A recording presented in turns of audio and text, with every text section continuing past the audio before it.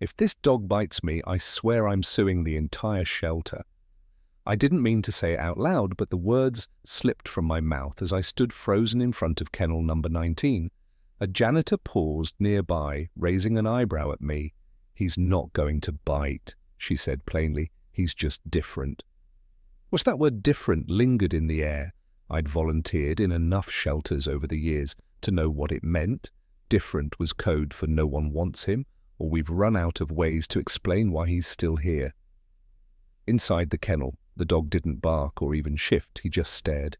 His fur was a dishevelled mix of greys and browns long around the ears, and patchy elsewhere, like a mop halfway transformed into a wolf.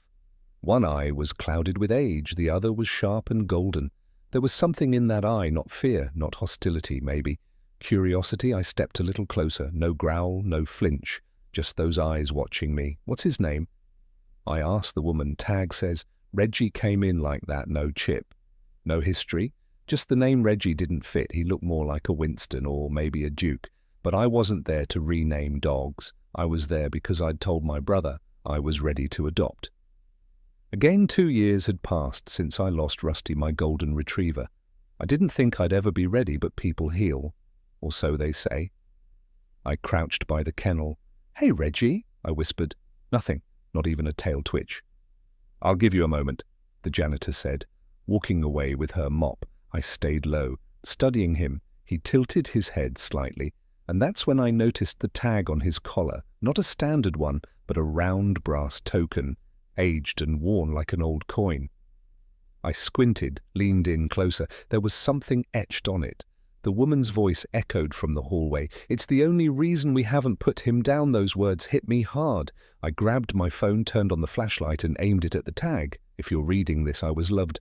Once, a lump formed in my throat. "Come on, Reggie," I said. "Let's get you out of here." Still he didn't move. The janitor returned with the keys. "You sure?" "Yeah," I said, eyes still on him. "He's the one." She opened the kennel. Reggie didn't charge out or cower. He simply stood, slow and creaky, and walked out like someone who knew. There was no rush. The hallway was eerily quiet, even the other dogs silent. Reggie stood beside me, unmoving. I reached out and rested my hand gently on his head. He didn't pull away. I felt the faintest tail wag brush against my ankle. Outside, the winter sunlight was crisp and unforgiving. I opened the passenger door of my truck. "Up you go," I said. He looked at the seat, then at me. I smiled. "You're not heavy. I've carried heavier hearts."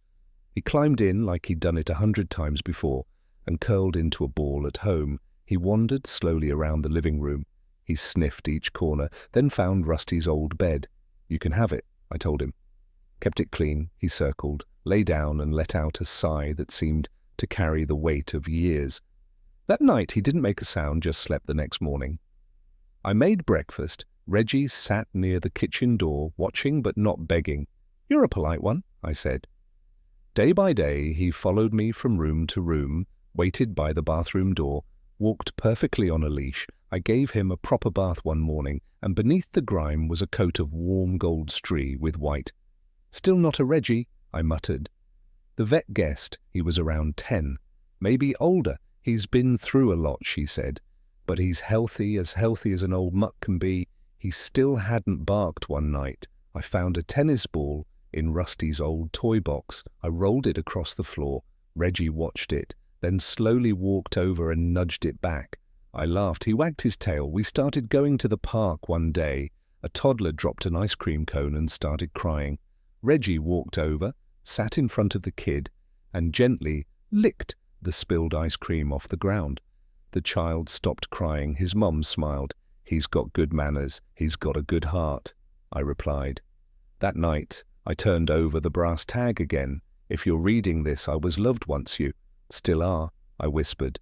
He rested his head on my foot. The next morning, I called the shelter and paid for 3 senior dog adoptions in Reggie's honor because someone once loved him enough to leave that message, I said. "And now it's my turn." The woman on the line paused. "We just got a 12-year-old beagle in no name, no tag. You think someone like you will come for him too?" "I hope so," I said. "I really do. So how did you like this story? If you loved it, don't forget to hit that like button drop your thoughts in the comments and share it with someone who needs to hear it. And hey, if you want more stories like this, make sure to follow